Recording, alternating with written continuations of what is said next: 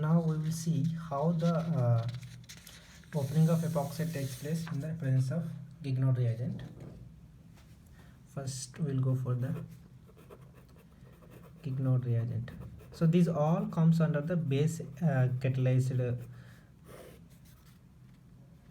epoxide opening, and here also epoxide opening will be takes place like how we discussed in case of base catalyzed. Okay, so we'll take one example here. Here methyl group is above the plane and hydrogen is above the plane and epoxide is below the plane. So when we have a CH3 MgBr, so in this case we know that in a base catalyzed epoxide opening, least substituted carbocation will form.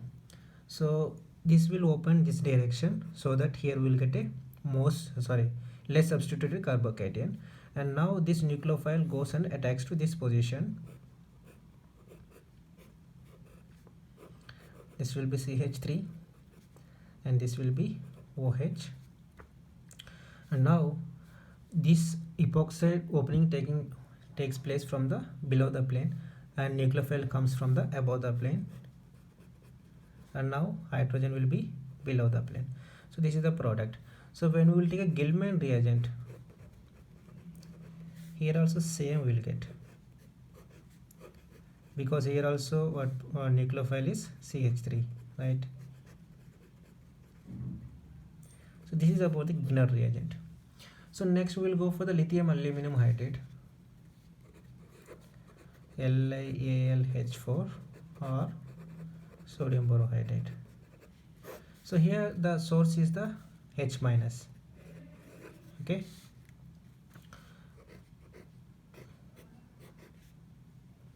we'll take same example here. Here methyl group is there, here hydrogen is there. So now here H minus is the nucleophile, so this opens this direction and this comes here, and here CH3 and OH. So this is a product, and here we cannot identify which is above the plane, below the plane, because this is not the chiral carbon, right? So when we take lithium Al deuterium 4, in that case we can write the stereochemistry. This will be CH3 and this will be OH. So deuterium will be above the plane and hydrogen will be below the plane. Okay, so same with the sodium borohydrate also. And next we have DMSO. It's very, very important. In case of DMSO, epoxide converts into alpha ketols. So now we'll see how the mechanism goes.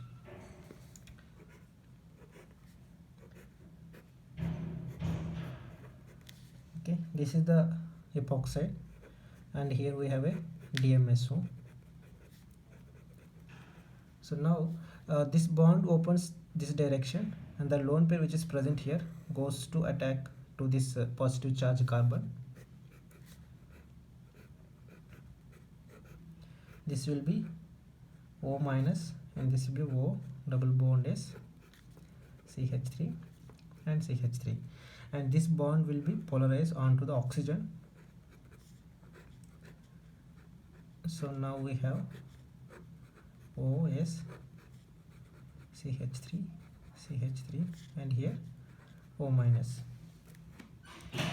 So now this hydrogen goes like this and this SCH3 twice will get eliminated. So here we have this hydrogen attacks to this O minus and here we have alpha ketol. Okay, in the presence of DMSO, epoxide gets converted into alpha ketols.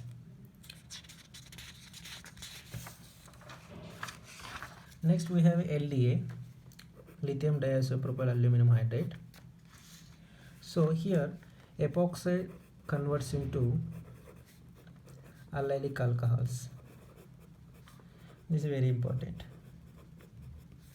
So when we have we'll take a unsymmetrical epoxide. So in the first step we have LDA here. That LDA abstract one proton from this carbon. Now it will become CH2 minus. Now this bond comes here and this bond goes here. We'll have a allylic alcohols. Okay, and we will see one example in a cyclic compounds also. Here we have a methyl, like this one we have. When we have LDA will abstract one hydrogen from this carbon, so that will get negative charge. Oh, this bond comes here and this bond goes here, so we'll end up with the allylic alcohols. So LDA is very important. And now next we have phosphorus halide, nothing but Wittig reagent. How Wittig reagent opens the epoxide, we'll see now.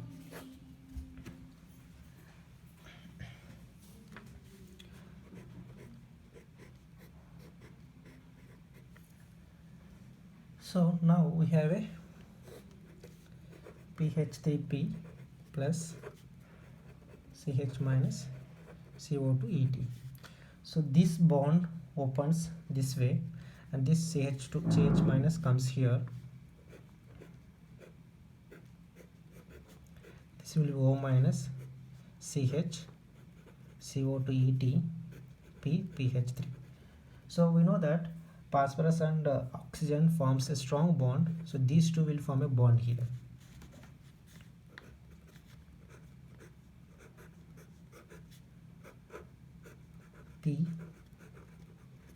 PH3 like this CO2 ET.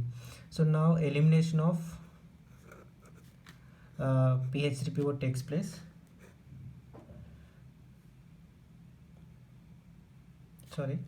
This is not like this. This bond comes here. We'll get a CO2 ET.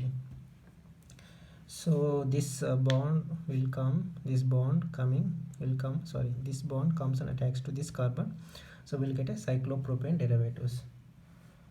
So in the presence of Wittig reagent we'll get a cyclopropane derivative like this.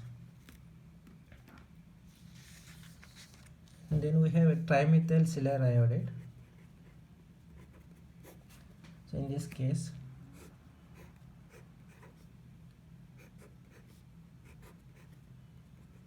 hydrogen here, hydrogen is here. We know that silicon have a strong tendency to form a bond with oxygen. Okay, so this goes as I minus and this will be plus.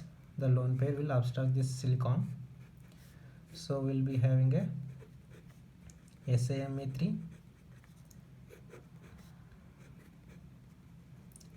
hydrogen and here hydrogen. So now we have I minus here. So now this I minus comes here and this will be opens in this direction, and this direction has to be trans because it is a SN2 mechanism, right? So this will be iodine and this will be SiMe3. They should be in the trans position, and here hydrogen and then hydrogen. So now the anti-elimination takes place here, and finally we'll get a olefins. So in the case of trimethyl silver iodide we'll get a olefins. And next we'll see about the some Lewis acids, how they opens the ring.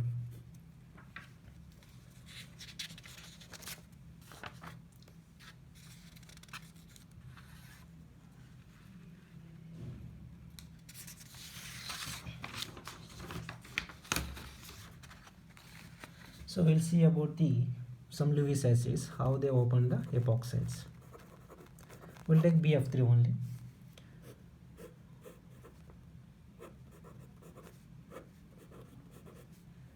So now BF3 we know that BF3 is a Lewis acid.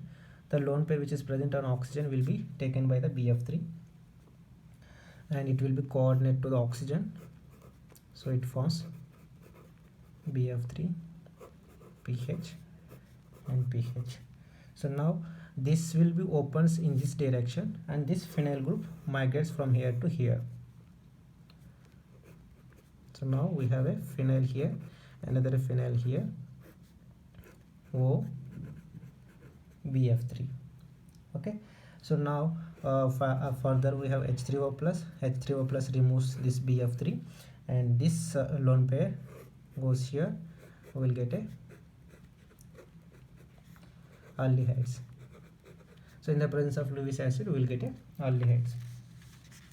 And here also we can, I am not drawing the mechanism here, we can practice it.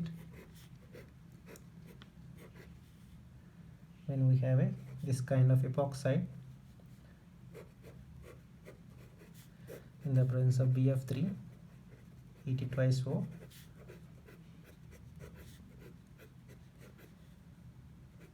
we will get this product.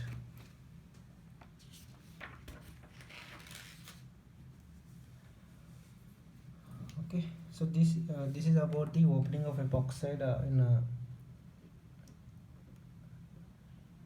in different cases. And another example we can take MgBr2 also. MgBr2, how it works we'll see.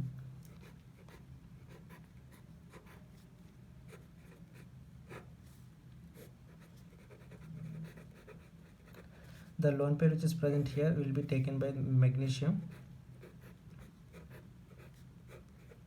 This will become MgBr2 and hydrogen is here, and this opens in this direction, and this hydrogen is a migrating group here. This goes and attacks to this carbon, and now we have a double bond O, MgBr2,